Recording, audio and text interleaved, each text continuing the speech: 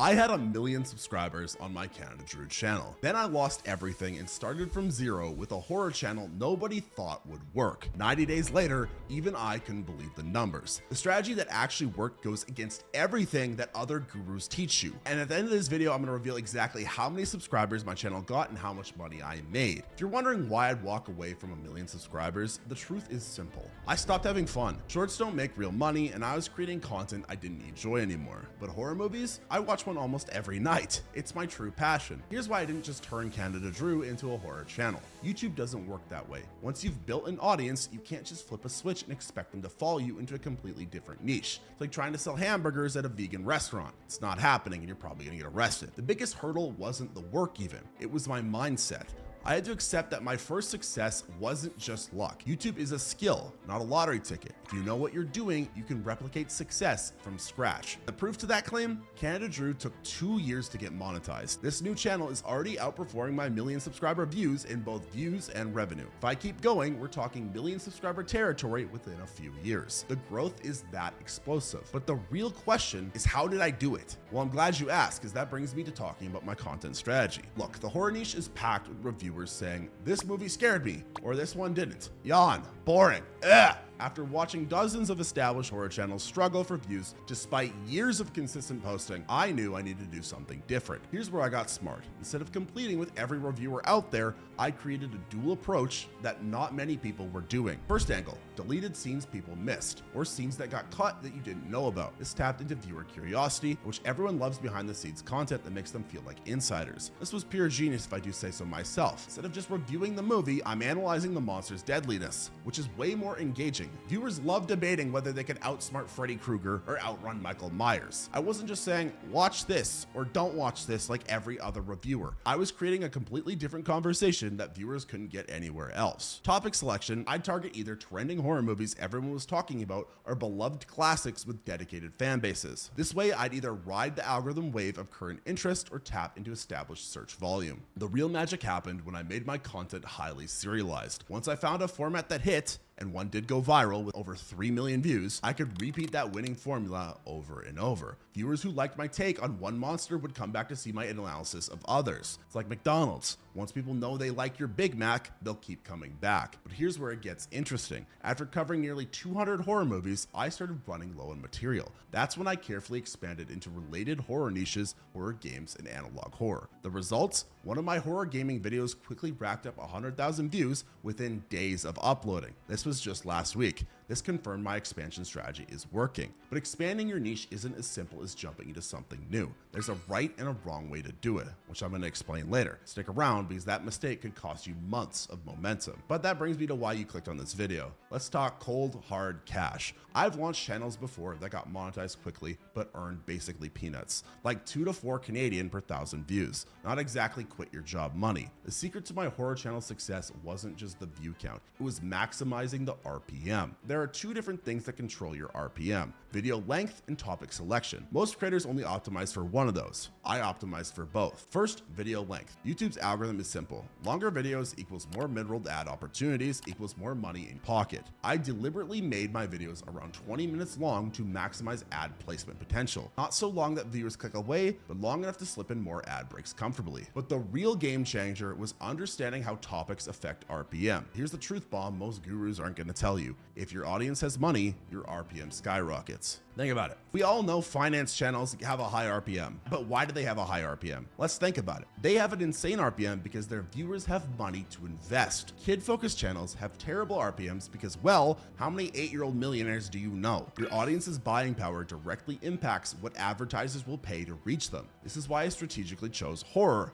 The horror audience spans multiple age groups and income brackets. Teenagers love horror, but so do working adults with disposable income. The audience is massive and valuable to advertisers. The proof? From day one, my horror channel was earning $10 per 1,000 views, which is double the average on YouTube. Even with modest views, I was making significant amounts of money because each viewer was worth more. This is the part that most creators miss. They chase views in niches with terrible RPMs, then wonder why they're working so hard for so little. It's like opening a luxury store in a neighborhood where nobody can afford your products. There's no point. By combining longer videos with a high RPM niche, I essentially doubled my earnings potential before even hitting publish. That's how I reached a mid-5 figure in ad revenue in just 90 days that I'll reveal at the end of the video. Not just through massive view counts, but through strategically maximizing what each view is worth. And unlike subscriber milestones, which are vanity metrics, this money hit my bank account. That's real success you can actually use. Which brings me to what I did with that money. Thumbnail and title strategy might seem basic, but it's where 90% of YouTube creators completely fail. I engineered my packaging to be psychologically irresistible. First, my titles followed a repeatable format that created instant recognition. When viewers saw horror movies you have zero chance surviving in their feed for the second, third, or 10th time,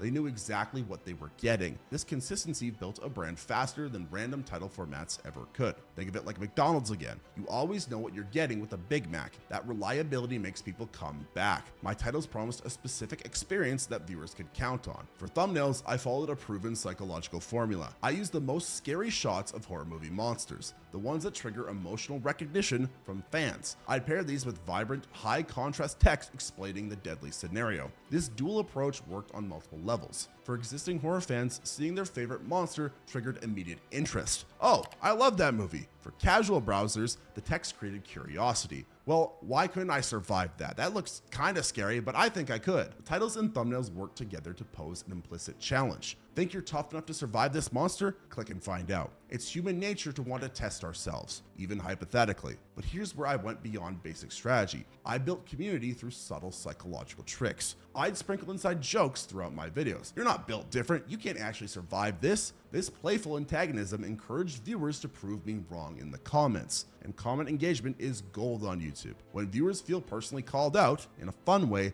they can't help but respond. Each comment builds a larger community and boosts your algorithm ranking and helps create a community feeling that standalone horror reviewers couldn't match. This is basically them being in on the joke. It transforms casual viewers into loyal fans. They weren't just watching a horror video, they were participating in a shared experience with me and other fans. The results speak for themselves. Higher click-through rates, better retention, more comments, and a rapidly growing subscriber base that felt personally connected to the content. This is how you turn cynical packaging into an emotional experience that viewers can't resist coming back to. But just when everything was going perfectly, YouTube actually dropped a bombshell that slashed my revenue by 30% overnight. Talk about a horror story for a horror channel. But let's talk about all the challenges I faced on this journey and how you can avoid all of them. Here's what happened. YouTube recently changed how mid-roll ads work. Previously, you could place as many mid-roll opportunities as you wanted in your video as long as it was over 8 minutes long. YouTube's system was smart enough to only show some of them, creating a decent viewer experience while maximizing your revenue potential. Then came this update a few months ago. Now YouTube will judge your ad break and label it as either interruptive or non-interruptive. They're basically blocking most interruptive slots from being shown at all. This hit my RPM like a truck. A 30% drop instantly. Same views, same audience, same content. Suddenly I'm making a third less money. That's the difference between making 40K and making 28K. Not exactly pocket change. But here's the frustrating part. To qualify as a non-interruptive ad spot, you need a natural breakpoint in your video,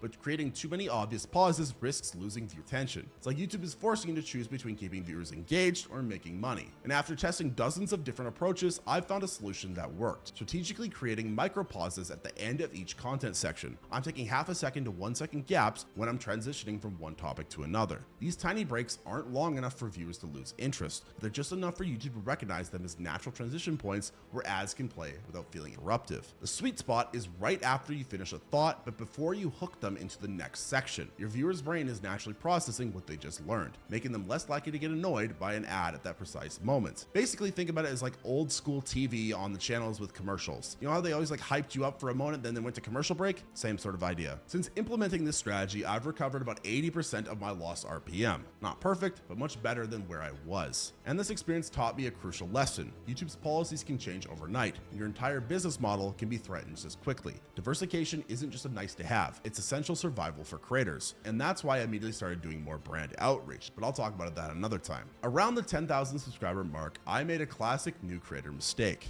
I got cocky. People are loving my horror movie content, I thought. They must be watching because they love me and my personality. Surely they'll follow me anywhere. Dead wrong. I'm not that special. I decided to branch out into analog horror content. Videos about The Boiled One, Gemini Home Entertainment, and the Shin Sonic tapes. I personally love this stuff, so I figured my audience would too. I put together 2 videos, one about Shin Sonic and one about The Boiled One, and I spent hours crafting these, convinced they would be the next viral hits. The results? Complete disasters. We're talking like 90% fewer views than my average video was at the time. Comment sections filled with confusion and basically 0 subscriber growth. Here's what I learned the hard way. Your early subscribers don't follow you. They follow the specific content they subscribed for. My audience signed up for horror movie breakdowns, not internet creepypastas. I violated the unspoken contract I had with my viewers. This is the #1 killer of new channels. You get a taste of success in one area, then immediately dilute your brand by trying to be everything to everyone. It's like opening a burger restaurant that suddenly starts selling sushi. You confuse your core customers and fail to attract new ones. I immediately course corrected. I scrapped my content calendar, doubled down on strictly horror movie content, and promised myself I wouldn't stray again until I hit at least 100,000 subscribers. The recovery was almost immediate. My very next horror movie video outperformed everything before it, and the channel resumed its growth trajectory. Fast forward to now, after crossing that 100K threshold, I've carefully started expanding again. This time, it's working brilliantly. My recent horror game videos have been reaching 100,000 views